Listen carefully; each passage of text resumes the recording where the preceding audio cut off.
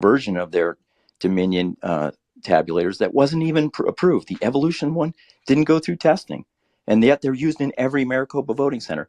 So, as the technology has been so fast on the other side, the lawyers have not kept pace, and the investigators are not. We're trying to play catch up here. We've been getting pummeled, but thankfully, with more resources coming here, we're getting open records requests. We're seeing the log files. We're seeing the systems, and we are going to show exactly where the errors happen and who did them. When we're coming for Pima, we're coming for Maricopa, and it could come in with civil action. We've seen voter disenfranchisement on a civil rights basis. Those are the next round of suits coming right at Mark Elias. And can I jump in here, you guys? Yep, absolutely. Okay, well, I agree with a lot of what Robert said. I have a little bit of a different opinion on why there were no lawsuits filed. I was in on some of the legal strategy meetings, and I'm not going to try to speak for Kari's attorneys because I don't know all the reasoning, or Abe's attorneys. But what I do know is it's very clear in Arizona state statute that you cannot file the election challenges until after the certification, which took place on December 5th, has taken place, because then there's the specific remedies in statute for overturning the election. So there was a lot of things going on behind the scenes where people were like, no, don't file any lawsuits yet, because then you're just going to push it out. And then the really good lawsuits where there actually is a remedy in law. And so you guys probably remember there were a couple lawsuits filed right away. And I think one was Abe's, and Kari, I think, did another one, which was just more of like a public records type of a lawsuit, right? And those got thrown out. The judges were easily able to say, hey, there's no remedy in statute here, so this is premature. So I think that's what's going on. That's why, all these extra lawsuits never actually took place yet. And the public never finds that out. Nobody ever tells you that. So everybody looks back and goes, oh, the legal teams must have been incompetent, or the legal teams must have been this, or rhinos, or whatever. And I just believe it's really because that stupid ARS, it's like 16672. I almost have it memorized. That stupid statute does not provide the best remedy until after the certification. Yeah, and the final thing I was going to say to Phenom and those others involved is pull all of the properties from the land bank in those counties, Pima County and Maricopa County. I think you're going to find quite a bit of votes coming from those land banks. I can tell you from experience in Democrat counties, that's always the case. Real quick before I go to the next speakers, to Rachel and Robert, to whose responsibility does it fall on that we are using voting machines that haven't been tested?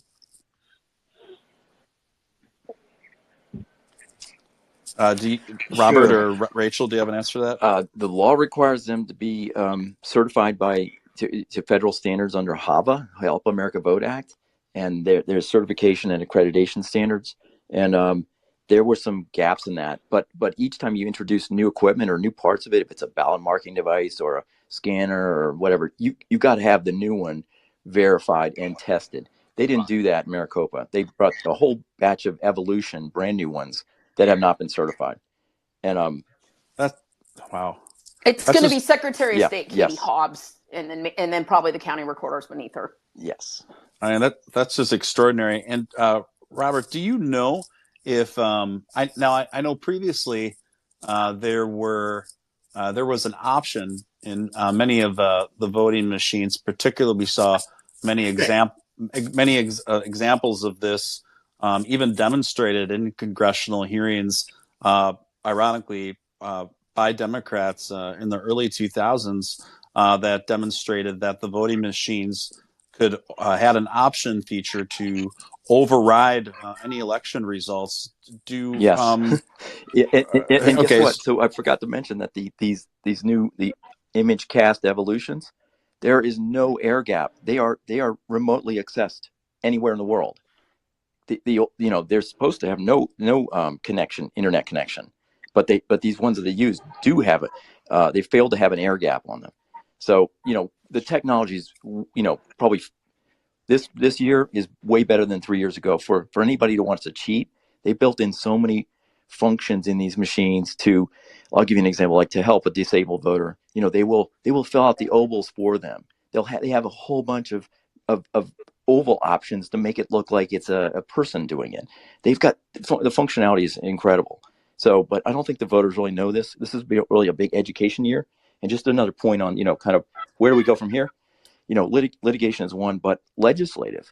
So this Arizona legislature, which only meets for like 2.5 months coming up here, and then they can't address this next year because it's an election year. They have, for the next 2.5 months or so, they have a brief window to actually do some real voter integrity measures, like real ones, like that. But Hobbs will never sign them. Hobbs will never sign exactly. That's the problem. Now, yeah, we're back in this loop. Exactly. This is extraordinary to me, and Robert, I would love to have you back on a separate breakout space, specifically pertaining to voting machines and the legislation surrounding it. And it's something I think would be worthwhile to revisit repeatedly to educate more people. So, Robert, why on earth are these options even included in these voting machines unless they are to be utilized for nefarious purposes? I don't know what other conclusion to draw. It's tough. They're not like a dollar bill vending machine where it's just a dumb tabulator, counts. They do way more than that, and that's a problem. I think, like machine adjudication. That's what the proven problem in Tennessee and Georgia was that you'd scan your ballot in, and it would make a ballot image of that, but then it would create these fake errors, like the QR code or the ballot ID doesn't match. And then they would instantly send them to this like electronic provisional file. And the provisional file would say, okay, let's look at these fake errors and let's cure them. But, based on which candidate you want to win, we found that they would cure them different ways. And in Georgia, for the May primary this year, the Democrats got hosed. For the other prior races, the Republicans got hosed. You can dial in the curing in the machines when you create the fake errors. This is a massive problem with these machines, and it's taken us. We didn't know that. Nobody knew this. You don't know this 2 days after election. You basically just keep plugging away, doing the discovery, and say, "Holy cow, look what we found!" And that's recent. So, well, Robert, also the EAC guidelines. I mean, from what I remember, that the error rate was way past the maximum allowed. Yes. I mean, so that alone. Oh yeah, it's like Act. Supposed to be like a fraction of a percent error rate, and then there's some standards on how many ballots are adjudicated. But when in Georgia and Tennessee, they were adjudicating 18-19% of the ballots. It's crazy. So, well, and then also something real interesting, I think, is the Garrett Archer of ABC 15 is kind of known as like the main journalist for whatever reason that handles, everything election, and that he calls himself the election guru. I think it's really interesting that he used to work in the Maricopa County offices prior to being, sent over in 2019. And that's, I believe, when right before CISA, started meeting with everyone down there. And so what I think is really interesting is when people would bring these conversations up to Garrett over text a lot and just asking him questions, the air gap questions, things about the adjudication, he started blocking people, just blocking people when, and I just think that's kind of, I'm just not really comfortable with that relationship. Yeah, agreed. There's some shilling going on there. Thank you for your thoughts on that, guys. We've had some hands up for a while, and I just want to, no problem, Rob.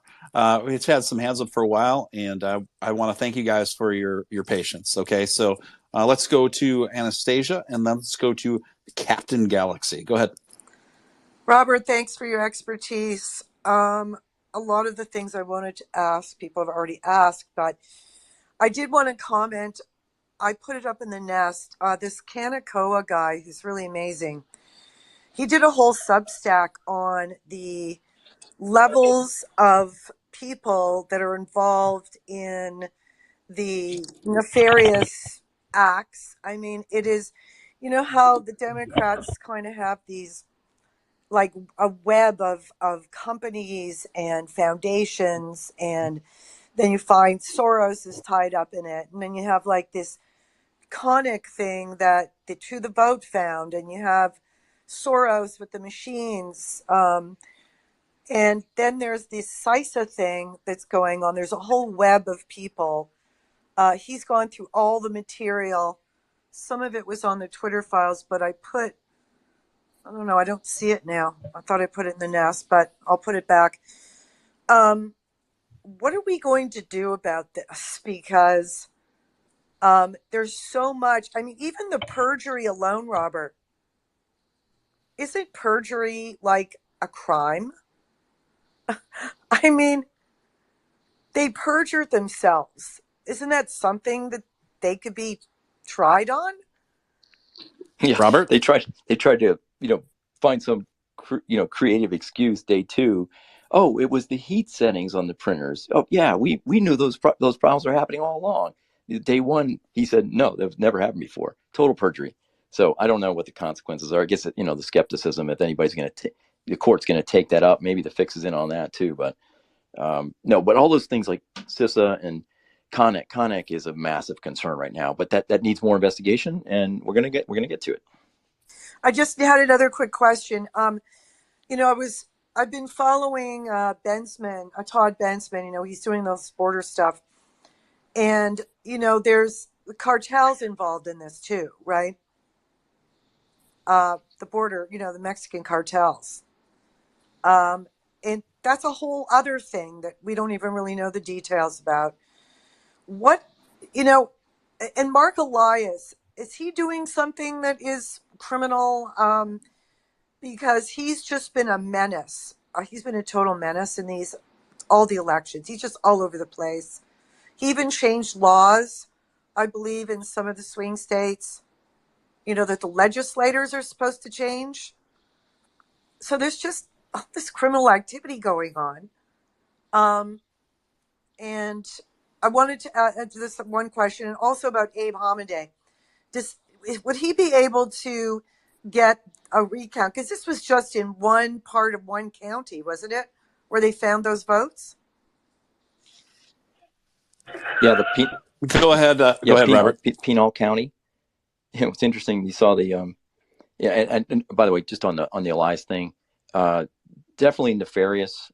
But I haven't seen. He's covering his butt. I don't see any allegations of criminal activity yet, unless we can find that he's like writing, judges' opinions, and he shouldn't be doing that, and that's sort of been alleged. But anyway, Pinal County found 400 different. I think they added like 600 new votes, and 400 of those broke for Abe, and 100 and something broke for Mays. And but the really curious thing is sort of some of the lawfare that's going on behind that. I think Rachel, you reported on it. Where there's a gag order. Why would a judge put a gag order on a county? This is a sovereign county reporting its own election results on a recount. Why would a judge in Maricopa want to keep that from getting out? I mean, normally there was like you get a daily report. It's full disclosure. But why did they put a gag order on? That's really kind of suspicious too. And it goes along with the threats they've been doing. Katie Hobbs is threatening county officials, telling their lawyers to not represent them. That's tortious interference right there. Threatening them with criminal action when they're doing their jobs. It's kind of sick, but anyway. Thank you for that, and Anastasia. Thank you for your questions. I want to take just real quick. I want to take a couple questions from the audience in the comment section, and I'd love to run those by the panel. And by the panel, I mean Rachel, Phenomenology, and Robert. The first question is, how do we find or get judges that are honest to rule on cases brought forward? Guys? I'll let them jump in first. It's kind of a big ominous question, right? I mean, where to begin? I guess it's just comes down to really advocating for candidates that are espouse these kinds of values and this kind of judgment, and really trying to find those folks and getting behind them as best as we can. I don't know what else to say to that. Well, I think I sort of blame the legislatures on this distributions of powers here. The legislature controls time, place, and manner, and they should tell the judges to back the heck off. That they're controlling these. They want to investigate them. They should do another audit on this one. Let's do a real audit where the legislature doesn't block discovery like it happened in the 2020 audit. Let's really look at these things.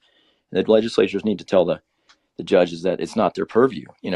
We're gonna control the elections. That's you got the judges meddling, and you have Katie Hobbs meddling. She's an incoming candidate, and she's trying to meddle with the judiciary, meddle with the legislative roles. It's messed up.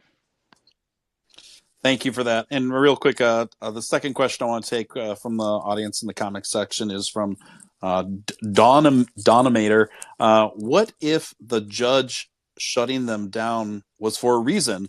If she takes it to a higher court, more evidence can be included so the public gets the full picture? Guys?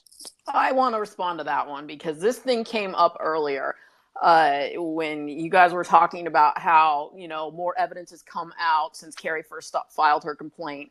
This is what the judges are going to say. They're going to say it's too late. You had to have included all the evidence in the first trial.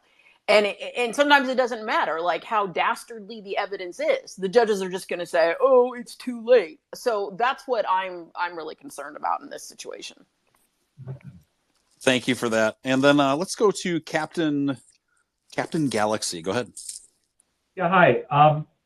I just basically, if you allow me, I'm just going to read what I post on social media, and it'll be, I'll just make it real simple. I'm very upset about this whole election. I'm a believer that if you run your campaign boots on the ground, have a proper ground game in the trenches, you'll get around all this junk with the legislature, lawsuits, and other fraud. In other words, you'll be ahead of the game, not chasing the game. And I'm afraid, despite how much they claim otherwise, they failed in the ground game. It's like football. You can't blame your opposition for winning when they have a proven record of stooping to any level to cheat, and when all the referees are just as criminal as the opposing team. I'm left with the feeling that there should have been better upfront preparation in entering the game, including the 6 fronts of precinct issues, chain of custody, fake ballots, ballot images, printer ink, machine failures, to name just a few. And I'd like to hear why they weren't out in front with all of those obvious paths to the big cheat, especially looking back on 2020. My overall sense is the Kari team seems to have learned zero from the 2020 cheat, and I'm outraged by this. With every passing day, I see hysteria expressed by the Kari team, how they're so shocked Katie Hobbs refuses to allow the people of Arizona to decide who they want for governor. And this is very disconcerting to me because it leads to questions of competence. And how could anyone think there's a modicum of grace in the Democrat Party after 2020? And additionally, I'm halfway through here. Why were there such gaps in the chain of custody this year after we sat and watched 2020, Pennsylvania, Georgia, and all the other states getting raped by what? The exact same thing we just got raped by. And that makes me think that despite her eyeballs everywhere, Kari's team was sleeping through the whole event and the whole campaign, because there seems to be no work done to get ahead of the big cheat, as opposed to having to play catch up now in the courts and all this stuff after the fact. Their hearts were in the right place, but I think there were major problems in the competence department ground game. And I can't believe they were on top of this campaign with when every passing day I see more and more voiced hysterics by the Kari team on how surprised they are how low Katie and her Democrat thugs will stoop to cheat and lie. And had it been me, I'd have been so far out in front of this game. Wait. I think we understand where this is going, and I would just really like to respond to this because go ahead. Everybody always says like how I think we get where that's going. So I'm going to go ahead and respond to that really quick. So everyone seems to have like this armchair quarterback idea of what they would do differently, and I don't think people are opening their eyes to this is way more than just somebody named Katie Hobbs and just some Republicans in Arizona. I mean, I don't know if this is like this is like a national security state operation. This has been shown. That's what CISA is. That's what the DHS is. This is much larger than just, and so these candidates are busting their butts and doing everything they can. Kari Lake is not a grifter. She's not making any money off this. These candidates are putting America first truly. And I assure you that they are doing everything they can. They're underneath the weight of so much more than just some opposing candidates. And I mean, I'd love for Rachel and Robert I would love to jump right in. I agree 100% with what you just said. And all I want to say is, how many of you predicted printer problems? Okay. I'm a longtime insider on all this stuff that's been going on. And I never thought that they would come up with printer problems. There was no way that Kari Lake's team would have come up with that either. And what about, the chain of custody problems? How was Kari Lake's team supposed to, predict that and do something to stop all this chain of custody from happening? Okay. We can all look back in 2020 hindsight and say, oh gosh, we should have, prepared for the printer problems. I think we're trying to hold Kari up to some insanely high standard. I know the people working behind the scenes for her. She's got an incredible team. These are smart, decent, honest, the best of the best people. Okay. So, to come back and try to put it on her when in reality, you've got the most sleaziest, smartest people on the left all over the country who are behind this, who are scheming in ways we don't think of because our minds don't think that way. We don't, sit there plotting, oh, how are we going to commit level 2 misdemeanors? That's just not how we're wired to think. Totally agree. And Rachel, they did file suit to stop the machines prior to the election, so they did get ahead of the game. They tried to go just to the paper ballots. And on the comment was about ground game. That you should have had, the campaign should have had a better ground game. Well, I think if you really pick that apart, is the suggestion that the Kari Lake team would do what the Democrats do to ghost vote inactive, dead, and move voters. Kari Lake is not going to. We're not cheating. They didn't cheat. They had to wait for the Democrats to cheat before they could bring the argument that they cheated. So the ground game argument is there's a legal ground game and there's an illegal ground game. The Democrats across the country do the illegal ground game. Republicans do not. Yep. Thank you for that, guys. And guys, just make sure to try to keep your points just very concise so we can keep the room moving efficiently when I call on you. Thank you. Let's go to Crypto Cult and then let's go to Trumpet. Crypto Cult, did you have something? Okay, Trumpet, go ahead. Hey, thanks. I appreciate it. I've had my hand raised for so many points, and I've been taking notes. But I have to keep it concise. Yes, please. Yeah, and I will. I respect your space, of course, always. So I'm on the Pennsylvania side. I was part of the Mastriano campaign. So what happens in Arizona absolutely reflects what is a reflection of what happens in Pennsylvania, or vice versa. Mastriano went to Arizona to look and see what was going on in Arizona to combat here in Pennsylvania. So, I know there's so many others that want to speak, and I could really go into depth about everything that we saw here, but I know you want to keep this about Arizona. So again, I'll be succinct and very short. What is going on in Arizona reflects across all the states that are basically these banger states, like the balkanization states. And if you don't know what balkanization is, anyone listening to what I'm saying, look it up. Balkanization is happening in the United States, and whether it's the Chinese behind it or New World Order, we could go on and on. I won't. Again, I respect your space, Stephen.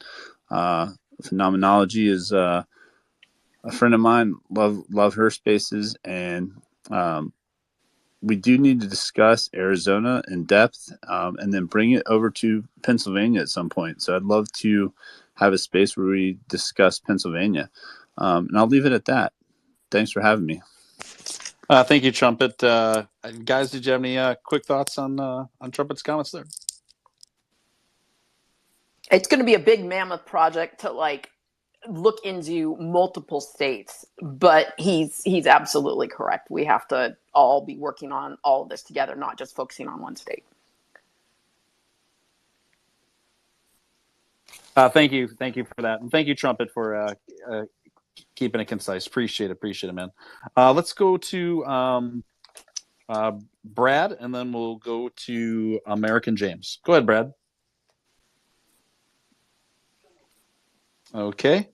Guys, I know this might be stating the obvious, but if you put in a speaker request, I'm assuming it's because you have something to say and you want to speak. So for the efficiency of the room and to keep things interesting, please don't put in a speaker request if you're just going to be a deer in headlights. Thank you. Let's go to American James. What you got? Sure. Triple flavor canes of. Okay, so guys, again, if you're going to put in a speaker request, make sure it's. I'm assuming you have something to say. Okay. Anyway, guys, so panel, going into now that we're gearing into general election mode, and Trump is certainly intent on trying to secure the Republican nomination. Do you think that Katie Hobbs is perhaps on the short list right now as a potential VP?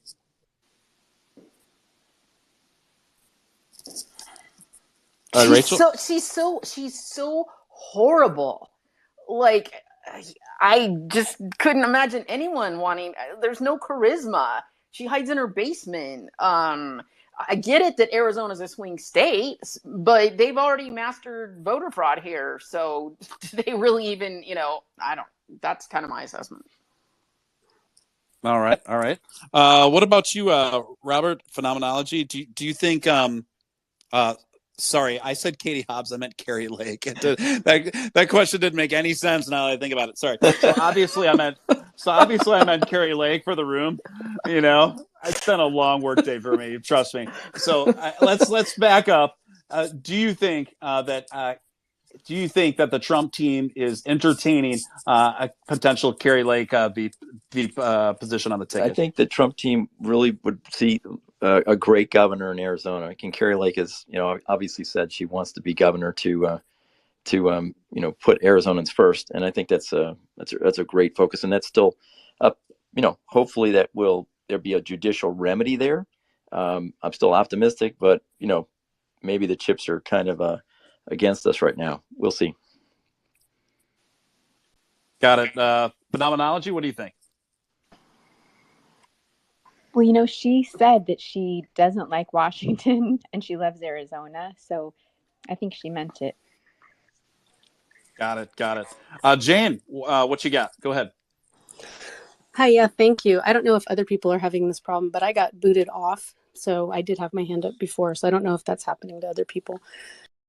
Twitter Space is notoriously glitchy. It certainly wasn't on my end. Yeah. Go ahead. Just wanted to say thank you. I did have a couple of questions. I'm a Californian who's actually looking to move to Arizona, but maybe not now if Hobbs stays in. I was really concerned about what happened to Ron Gold, and I haven't heard enough people talking about that. And I heard you mention it here a few minutes. When I saw him give his statement saying that he was voting against his will and under the threat of a felony arrest, my jaw hit the floor.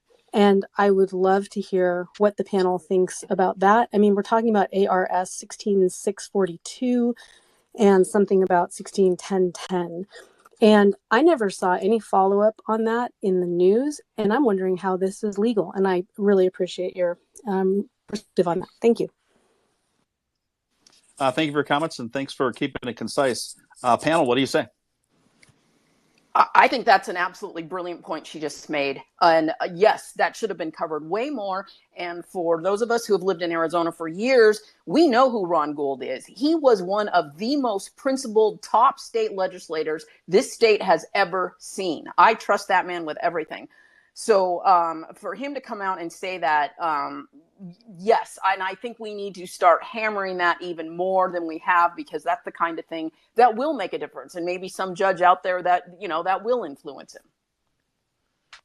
All right. Go ahead. Go ahead, the other Robert. piece of that, and that's a great point. And I don't know whether there were threats of sanctions or whatever in that case, but Mojave and Cochise each had what I would call tortious interference, where you had Katie Hobbs directly basically telling a county attorney or two, sets of county attorneys to not do their job in Cochise and Mojave and to not represent their board of supervisors. If you think about that, that's like someone from another county telling the other county to not do their legal job to represent them. That's crazy. So you meddle to pull their lawyers, and you threaten them with sanctions. Both of those big fouls. That should be part of litigation. But it gets back to what, do people have there's a great comment earlier, and I really appreciate that somebody said that, maybe there's some funding. We need a lawfare fund to back these people up, or the counties to step up and say, hey, we're going to back up our own people, and we're going to put that behavior down. If our attorney doesn't want to back the board of supervisors, they should be fired. Thank you for that. Thank you for your thoughts, guys. Let's go to Todd. Todd, what you got? Yeah, hi, Stephen. I wanted to comment on your Kari Lake suggestion for VP. I'm hearing this all over the place on Spaces, and it's driving me a little crazy. I love Kari Lake. I live in Arizona, and I'm still devastated that she's not going to be my governor. But I mean, the VP is a heartbeat away from the presidency. She has no executive experience. She's nowhere near being ready to be president, or vice president to a 78-year-old president, that she could end up being president. I mean, there's no doubt in my mind that at some point in time, Kari could be a great president. She's not ready. It's just, people bring up Candace Owens' name too, and I just laugh. What is Candace Owens' experience other than being Candace Owens? So, I mean, I think that, if we're talking serious VP potential, I just think that Kari Lake, as likable as she is, we will hear is she is going to be a heartbeat away from the president, and she doesn't have near the experience to do it. So now, where I do think that she would be brilliant as is the White House press secretary. I think that is a job she is born to be, in terms of she's got the experience. She knows how to deal with the media. I think she would be an excellent press secretary. So, I mean, I just think we have to be realistic about somebody being chosen as VP. They've got to have the chops this time around. We have no room for error in this campaign coming up with Trump.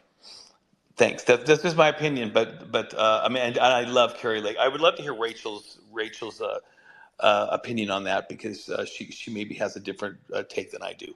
Oh, yes, Todd, you are definitely inspiring me to write an article at this point, because I think that there are so many offices throughout the years, whether it's the presidency or a lot of our founding fathers, where they came from zero, executive experience as well. And then, were able to perform just completely and do a great job. I mean, Trump obviously came from the business world with zero political experience, and he was one of our best presidents we've ever had. So I would push back on you there, especially considering the fact, Kari's over 50, and look how outstanding she's been on the campaign trail.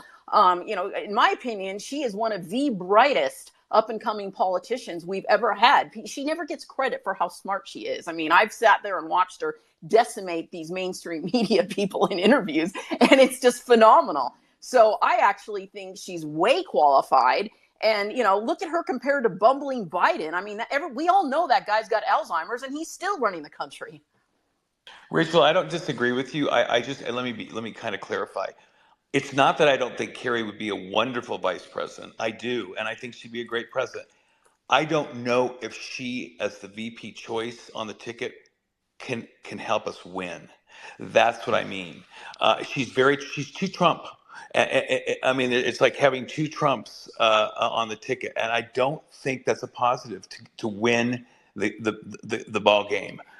And that's not to say I don't love Kari. And as far as Trump goes, Trump had 40 years of experience, of executive experience running international corporations. So I don't think there's any comparison to the executive experience that he had going into the job than someone like a Kari would, or who's just basically. And I love Kari, and I think she is enormously bright and capable. So I just know that, but I'm just thinking, can she help Trump win? And I'm not sure that's something that could happen, but I would love it. Well, they're always going to find a way to criticize somebody and say they're not qualified, because they did that with Trump. And granted, he's got different experience that Kari doesn't have, but it's just a common thing they throw at everybody. And you get into this argument. I've actually written an article about this. Is it better to have somebody who's overly qualified and too experienced, and then you think they're all in bed with everybody, versus do we need new fresh blood? Okay, it just comes back down to that argument, and I can see both points.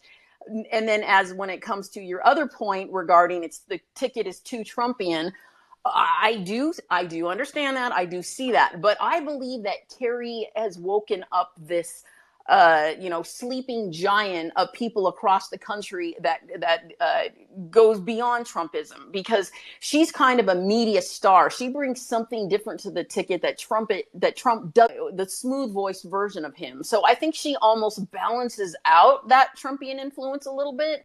And I could be wrong, but and maybe I'm biased because I feel that the left eventually turns on everybody. It doesn't matter who you are; they tear you down. If Ron DeSantis ends up becoming the presidential nominee, they're going to do the same exact thing to him. In 4 years, you're going to have people saying, "Oh, that DeSantis, maybe he's really not so good anymore." It's just a cycle. They tear everyone down, and at some point, I want to stick by our people. Well, I hope you're right, because I can't even imagine how awesome it would be to have Trump as president and Kari as VP. That would be absolutely killer. So, and it'll set her up nicely to be president in 28. So I hope you're right. I'll certainly be voting for her if it happens. Great. Thank you, Todd. Appreciate it. Let's go quick back to Jane. What's up, Jane? Yeah, Rachel, I did have a question for you. I was listening earlier, and it did sound like you were a little bit out of hope for Kari, and I'm wondering if you see any hope for her in this legal challenge. I am so hoping that there can be some sort of a miracle for her. I think Arizona will absolutely thrive and shine with her, and I think under Hobbs, I think Arizona is going to crumble and just atrophy. So is there any hope in this legal challenge that you see? I just call it the way it is. Granted, I am very biased because of what happened to me in my legal past, 8 years of fighting, and I got absolutely nowhere in our corrupt legal system in Arizona. My conservative attorney friends around me, they are all just as negative as I am. But that being said, I generally am a positive person. And so I personally am praying for a miracle. Like I said earlier in this, conversation, we didn't see those three things coming to turn the country conservative over the last few years. So I believe there could be some dramatic change in the legal system that did not occur in 2020 that could occur now. I don't know what it is. But I do believe that the more we shine the sunlight on it, those judges are listening. And I guarantee you, that Judge Thompson did not order sanctions because he's listening to us. So my question, I had put it in the thread, and I don't think I got it all the way out there, but the evidence that she has when the judge was only willing to listen to 2 of her claims, are there more that are going to be allowed in on the appeal, either in the Arizona Supreme Court or even if it should get to the United States Supreme Court? Very, very slim. They'll easily just say, no, that was addressed by the trial court and there was no room for error and blah, blah, blah, blah. So it's very unlikely. Well, that's a shame. Well, thank you for all that you're trying to do. Appreciate it. You're welcome. It's a great. And hey, Robert and Rachel. Sorry, go ahead, guys. Go ahead. Oh, I wondered if we could just real quick talk about Josh Barnett's case. Do you guys have any info on that? Josh he went pro se to sue Katie Hobbs, and then basically the judge didn't even really go on the merits. He just found out from online that Josh was getting, some coaching from an attorney, which is totally legal, but that's what he basically put in his dismissal. And I know that Josh had posted like, hey, is there any attorney that can help me? I can't take this appeal. I can't take this any further without like an attorney. So I just wondered if you guys had anything to say on Josh Barnett's case. I mean, basically, that's what they've done is unless you're a really big name like Kari Lake, no lawyer is going to put their name out for you because you're looking at getting disbarred. So for a minor candidate like Josh Barnett to find any legal representation, I mean, he's just out of luck. That's my opinion. Thank you for that. Vicky, what's going on? Hi. So I just really appreciate you guys being here, and I know I am preaching to the choir, but I think what we need is a real fear factor. The Democrats put a real fear factor, and they've got attorneys that are afraid to represent clients. They have judges that are, judging insanely. They are just doing whatever they want, and there doesn't seem to be, there's a lot of pushback, but not without much momentum. And I think what they need to do is 1 month, 2 months, 3 years, 4 years, really go after some of these people that are taking away civil rights. And they need to go after them with class action lawsuits. They need to go after them after everything's said and done so that there's a fear factor on the other side. And I think that's a real big issue. And then secondly, I'm in California, and we've been here for generations. And the way that it is here is the Republicans, my whole family was Democrat. We all turned Republican. And you cannot find any local politicians where the Republican Party is stepping in and putting money into it. And when they abandon people in California, they're moving out to other states like a cancer. So I think it's important to start at the grassroots, and this is a longer term thing. And even these states that seem like they're 100% worthless, there's a lot of people here that don't like what's going on. And education is primary. And I don't see a lot of Republican backing here, and then the leaders are not backing people like Kari Lake, and they need to step it up. And that's all I have to say. I'm sorry. No, you're fine, and thank you for keeping it concise. And before I pitch it over to my panel here, I always like getting in touch with folks like you, Vicky, because I also have an overall general similar trajectory. So you come from a family that has a strong Democrat voting background. Could you expound on that a little bit in terms of could you tell me when your family kind of crossed over to predominantly voting Republican and why? So my family is construction workers, contractors. We've been in California. I'm 6th generation San Francisco Bay Area. And I didn't even vote for Trump the first time, but I didn't like Hillary Clinton, and I didn't like the lies. And I started looking at alternate news. I started looking at different things. I started saying, ooh, maybe we're being lied to. I didn't like what was going on. I had friends from other countries, and I started seeing where there was just lies. And then I started looking at the treachery in the Democratic Party. And I said, I want no part of this. They were going after people. They were ruining their careers. And I started looking into different places. And I started saying, oh, my gosh. And when the Republican Party kind of turned from the Bush era, the Cheney, the warmongering, and into more the working people party, my whole family, with the exception of my 83-year-old mother, all of them have become Republicans. And I have a huge family. But there is no, some of them stayed home because it's discouraging because there is nothing. And I had to go on to the Democrat Party's recommendations and vote opposite in this last election because I couldn't find what the Republicans wanted. So this is really important.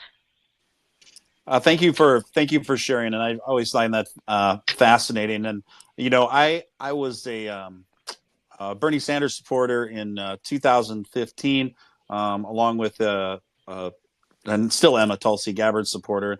And as you recall, she was a strong Bernie supporter back then, and she was next in line to be the DNC chairwoman until she got too out of line with the narrative, and I think they realized that she wasn't going to play ball, so that kind of fell through. Then, of course, we have the WikiLeaks files that showed clear collusion with the DNC, pretty much fixing the primaries against Bernie Sanders and for Hillary Clinton. And it was and that, along with the kind of culturally authoritarian trajectory of the Democrats and the left, was kind of the nail in the coffin for me to leave it all behind. So thank you, Vicki, for coming up and sharing your thoughts. Appreciate it. Panel, any thoughts on that? I definitely have some. And, Stephen, you're probably never going to invite me back because you're going to be like, oh my gosh, Rachel is so negative. But I will try to keep being positive too. I just wanted to say that she recommended things like class action lawsuits. And here's the problem there. When I was Sheriff Joe Arpaio's attorney and we filed the racketeering lawsuit against the Maricopa County supervisors for colluding with the judges, right? That's how they turned around and disbarred my ex-boss. And one of the Maricopa County supervisors got himself awarded $3.5 million of the taxpayers' money for the stress of being prosecuted. So that approach is going to be a little bit problematic.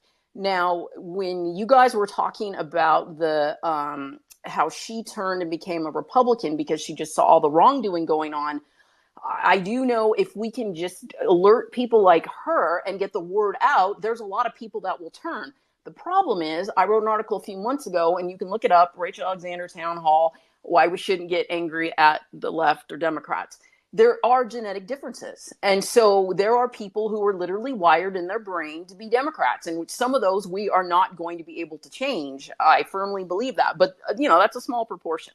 And then finally, you brought up that you were a Bernie Sanders supporter, and that made me remember, why can't we align forces with all the Bernie Sanders people who thought they were disenfranchised when Hillary Clinton won the primary instead? Because that's a huge group we can tap to look into voter fraud with us.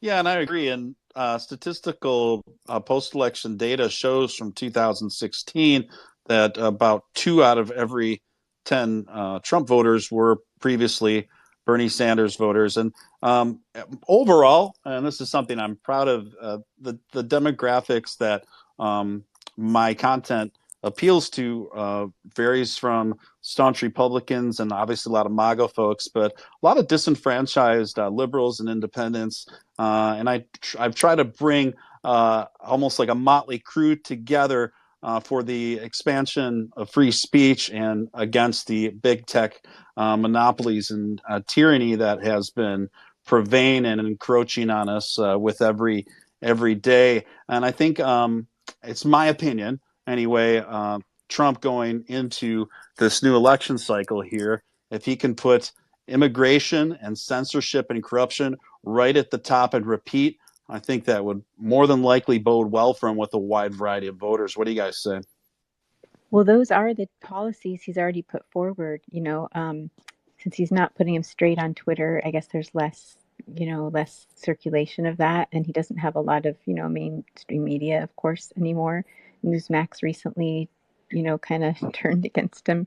But his proposal for the border was fantastic. What he said about the omnibus was amazing, and what he warned about that, and what he has proposed about the First Amendment, free speech, 230. He laid that all out in a wonderful plan. So he's already ahead of these issues, and the problem is there's just so much of the, I think as Pelosi called it, the rap and smear, or smear and rap, where there's people out there that still believe that there was actually a Russian collusion happening. So we just have to he just needs to get that message out there. That's all. He's got it. People just need to hear it. Right on. And thank you for that. Guys, I'm going to have to start winding this one down.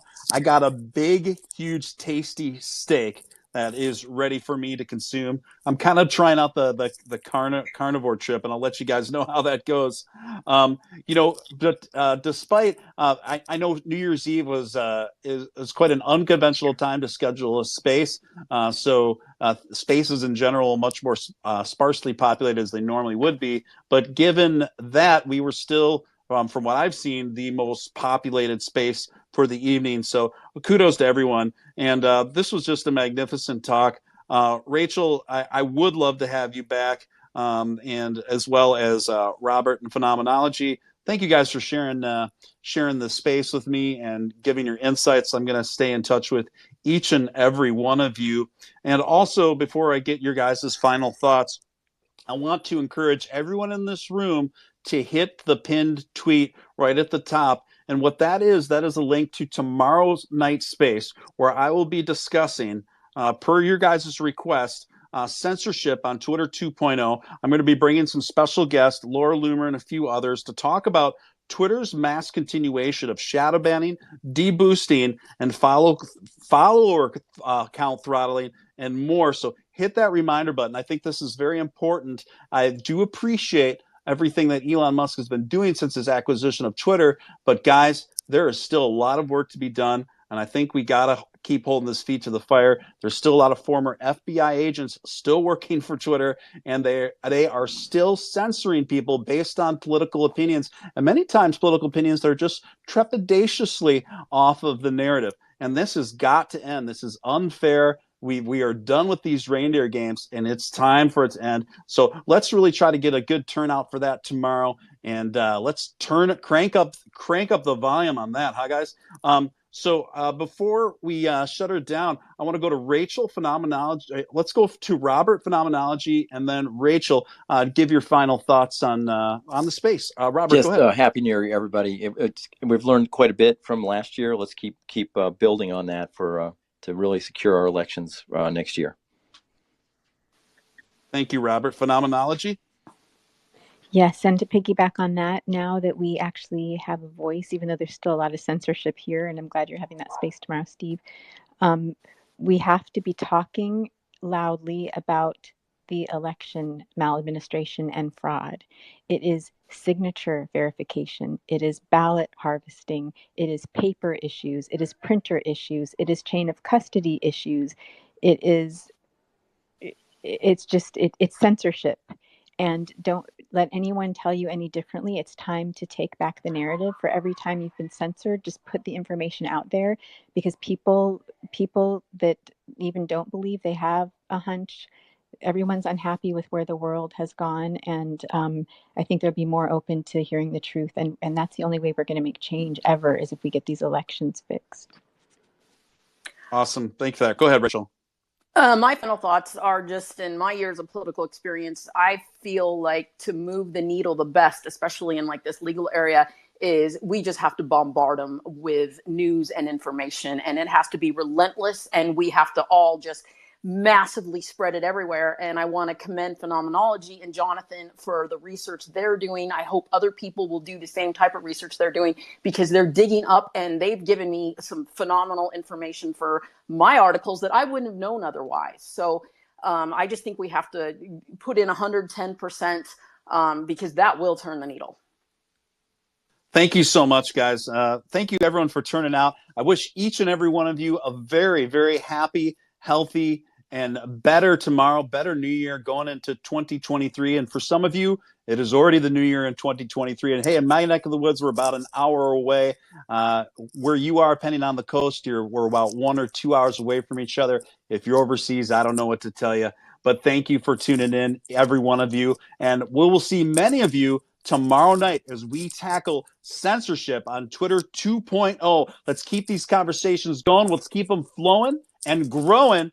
Until next time, I'm going to leave you with a little bit of outro music. This is by Phaser Days, Lucky Girl. This is your man, Real Deal, Steven Steele, signing out. Happy New Year, everyone. Thank you. Happy New Year.